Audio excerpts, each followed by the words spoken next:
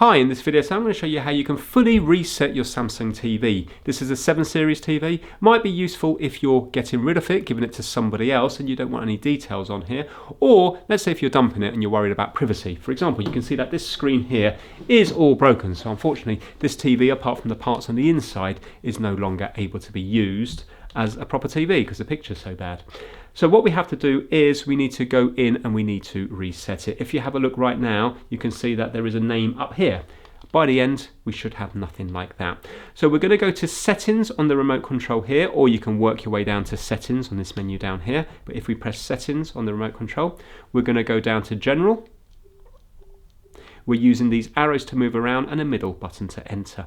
And then we're going to go over to the right and we're going to go right the way down to reset. It says here, all the settings will return to factory defaults. So I'm going to press enter. We need to enter in the PIN. So if you've changed the PIN, put in your PIN. This one's going to be 0000.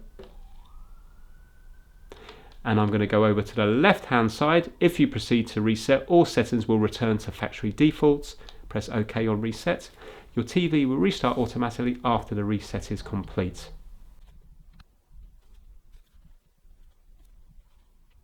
Reset is complete, your TV will turn off and restart.